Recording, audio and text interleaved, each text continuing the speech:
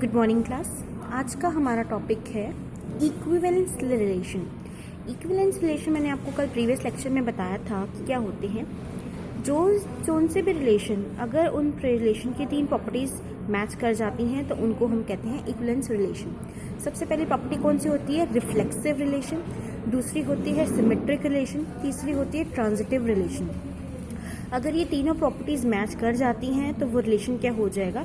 Equivalence relation. ठीक है जी।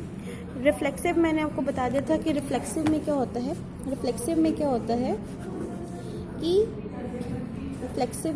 है कि पेयर्स जो हैं अपने ही लूप में चलते हैं। जैसे मैं सपोज मेरे पास एक सेट है, ठीक है, ये एक मेरे पास सेट है, ठीक है, उसमें ए बी और सी होना बहुत ज़रूरी है।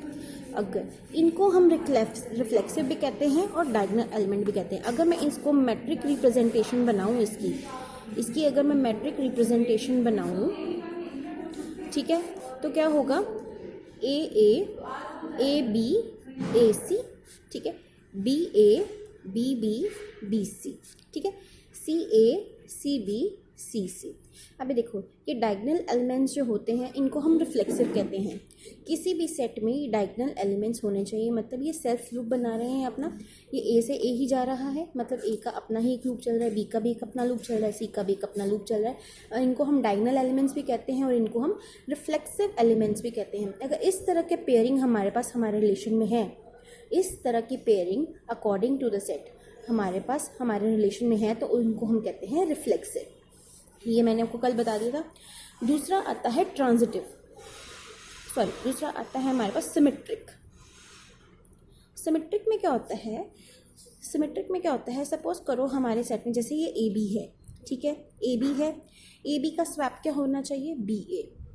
हमें ये देखना है कि अगर हमारे सेट में ए बी है तो उसका स्वैप एलिमेंट भी हमारे पास होना चाहिए, उसको हम कहते हैं सिमेट्रिक एलिमेंट। अगर मेरे पास ए बी है रिलेशन में, ठीक है, कार्टेशियन प्रोडक्ट में नहीं कह रही हूँ, रिलेशन में अगर मेरे पास ए बी है तो इसका स्वैप एलिमेंट भी होना चाहिए बी ए सी है तो सी ए होना चाहिए, ठीक है, बी सी है तो सी बी होना चाहिए। समझ में आ रहा है?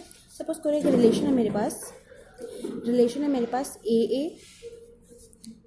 ए बी सी ए, ठीक है, बी ए एंड ए सी। अब देखो, क्या ये सिमेट्रिक रिलेशन है? इस रिलेशन को मैं सिमेट्रिक बता सकती हूँ। क्यों? जैसे देखो ए है, ए का अगर मैं स्वैप भी कर दूँ, ए को अगर मैं इनकी जगह स्वैप भी कर दूँ तो क्या बनेगा? ए और ए, तो इसको हम सिमेट्रिक में ही लेंगे, ठीक है। ए बी है तो इसका स्वैप, इसका जो सिमेट्रिक है वो क्या होना चाहिए? बी ए पॉसिबल है, रिलेशन में है। सी ए है तो ए सी भी होना चाहिए, सी ए है तो ए सी भी होना चाहिए। तो ये रिलेशन क्या हो गया? सिमेट्रिक हो गया। एक और रिलेशन ले लेते हैं, B B C B C A और ए सी। अभी इससे चेक करो क्या ये सिमेट्रिक है? बी बी है तो ऑब्वियसली अगर बी बी है तो हमारे पास अगर रिफ्लेक्सिव एलिमेंट्स भी होते हैं तो हम उसको भी सिमेट्रिक कंसीडर करते हैं, ठीक है। ये एलिमेंट हो गया सिमेट्रिक है। क्या ये एलिमेंट सिमेट्रिक है? सी बी है, क्या इसका उलट बी सी है? नहीं, इसका नहीं है। सी ए है, ए सी है, बिल्कुल है, इसका भी स्वैप एलिमेंट है हमारे पास, सी ए का ए सी है, बट सी और बी का जो स्वैप एलिमेंट है बी और सी नहीं है, तो मतलब ये रिलेशन क्या हो गया?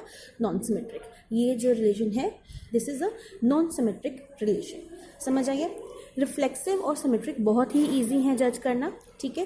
रिफ्लेक्सिव और सिमेट्रिक रिलेशन को बहुत है ईजी जज करना, बट इक्विवेलेंस अगर प्रॉपर्टी अगर मेरे को बताना है कि मेरा रिलेशन इक्विवेलेंस है या नहीं, तो मुझे ये दो नहीं, तीसरी प्रॉपर्टी भी क्या करनी होगी? सेटिस्फाई करवानी होगी। तीसरी प्रॉपर्टी क्या होती है मेरे पास? ट्रांजिटिव, ठीक है। तीसरी प्रॉपर्टी क्या होती है? Transitive relation. अब मुझे ये बताना है कि ट्रांजिटिव रिलेशन क्या होते हैं। ट्रांजिटिव रिलेशन आपको मैं एक छोटे से एग्जांपल से बताती हूँ। सपोज करो हम डीबीएमएस में, डेटा मैनेजमेंट में, हमने हमेशा पढ़ा है कि अगर ए से बी जनरेट हो रहा है, ठीक है, A relates to B and B relates to C, तो ऑटोमेटिकली ए सी रिलेट्स, ठीक है, बाय इनडायरेक्टली और डायरेक्टली ए जो है वो सी को, अगर ए से मुझे बी आइडेंटिफाई हो रहा है और बी से मुझे सी आइडेंटिफाई हो रहा है, तो ए से मुझे सी आइडेंटिफाई हो सकता है। समझ में आया है? जैसे ए बी है, ठीक है, और बी सी है, ठीक है। तो इसको अगर मैं काट दूं तो मेरे पास ए सी आ जाएगा। इसको हम कहते हैं ट्रांजिटिव एलिमेंट, ठीक है। फर्स्ट पेयर में अगर एक एलिमेंट सेम है और दूसरे पेयर में भी वो दूसरा एलिमेंट सेम आ रहा है डायगनली, तो उसको हम ट्रांजिटिव कह सकते हैं। सपोज करो बी सी है, ठीक है, और सी बी है। इसको हम काट के हमारे पास सी से रिलेशन आएगा, तो ये भी क्या हो जाएगा, मेरे पास ट्रांजिटिव पेयर हो जाएगा। कुछ एग्जांपल्स जैसे करते हैं हम, इस एग्जांपल से देखते हैं हम कुछ। जैसे मेरे पास ए बी है, ठीक है, ए सी है, ए सी है, ठीक है, और फिर ये मैं देख रही हूँ कि मेरे पास बी सी है। अब देखो ए से बी जा रहा है और ए से ही सी जा रहा है, ठीक है, और बी से भी सी जा रहा है, तो मेरे पास थर्ड एलिमेंट जनरेट नहीं हो रहा है, तो इसको भी हम क्या कहेंगे, ट्रांजिटिव रिलेशन। समझ में आ गई है, ठीक है। एक और एग्जांपल करते हैं, कुछ एग्जांपल हम करते हैं। जैसे फॉर एग्जांपल ये मैंने कुछ एग्जांपल लिखी नहीं है, ये आपको करवाती हूँ। सपोज करो कि मेरे पास ए बी और ए सी है। मुझे ये बताना है क्या ये ट्रांजिटिव रिलेशन है या नहीं है, ठीक है। मेरे पास ये एक सेट है, रिलेशन है, उसमें है ए बी और ए सी। तो क्या करेंगे हम, ए से बी में जा सकते हैं और ए से सी में भी जा सकते हैं। तो क्या ये ट्रांजिटिव रिलेशन है? बिल्कुल है, ठीक है। ए से बी पे भी जा सकते हो, ए और सी में भी जा सकते हो। इसको इसी तरह से करो और इसको इस तरह से करो, ठीक है। तो मेरे पास क्या आ रहा है, बी सी बने ना बने कोई फ़र्क नहीं पड़ता है, बट अगर आप डायगनली एलिमेंट्स के जा रहे हो, और जैसे सपोज आप ए से बी की तरफ जा रहे हो, ए से ही आप सी की तरफ जा रहे हो, कॉमन एलिमेंट्स के आप दोनों एलिमेंट्स की तरफ जा रहे हो, तो ये क्या हो गया, ट्रांजिटिव रिलेशन हो गया, ठीक है। उसी तरह जैसे एक ए बी है, ठीक है, ए बी है और सी बी है, ठीक है, ए बी है और सी बी है। तो अब क्या करेंगे हम, जैसे ए से मैं बी की तरफ गई, ठीक है, और बी से मैं सी की तरफ गई, ठीक है। बी सी है, सी बी एक ही बात होती है, इसको आप सी बी भी कर सकते हो। ए से मैं बी की तरफ गई और सी नेक्स्ट है सी बी, और बी से मैं सी की तरफ गई, बट ट्रांजिटिव होने के लिए मुझे ए सी भी चाहिए होगा। ए सी तो डेवलप हो ही नहीं रहा है, तो ये रिलेशन ट्रांजिटिव नहीं है, ये रिलेशन ट्रांजिटिव नहीं है। एक और एग्जांपल ले लेते हैं, A B, B A,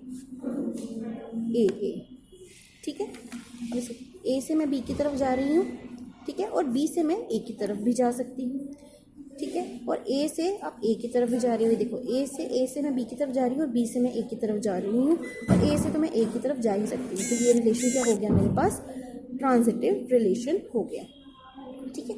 transitive relation थोड़ा सा मुश्किल है, मतलब थोड़ा सा ट्रिकी है जज करना, बट अगर आप प्रैक्टिस करेंगे तो ट्रांजिटिव रिलेशन भी आपको क्या हो जाएगा, इजीली जज हो जाएगा।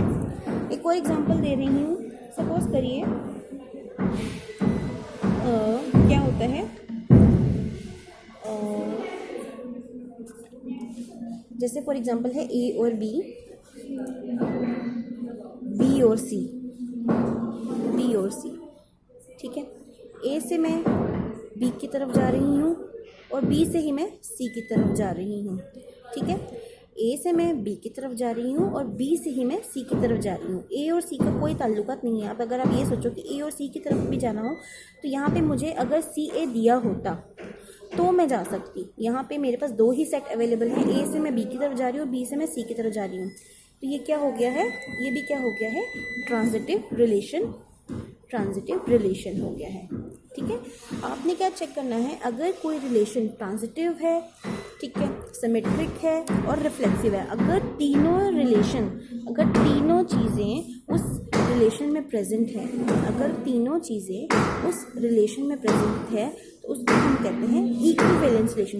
इक्विवेलेंस रिलेशन के लिए रिफ्लेक्सिव होना बहुत ज़रूरी है, सिमेट्रिक होना बहुत ज़रूरी है, एंड ट्रांजिटिव होना बहुत ज़रूरी है। अगर इन तीनों में से एक भी प्रॉपर्टी अगर मिसिंग हो जाती है तो रिलेशन इक्विवेलेंस नहीं होगा, वो नॉन इक्विवेलेंस होगा, ठीक है।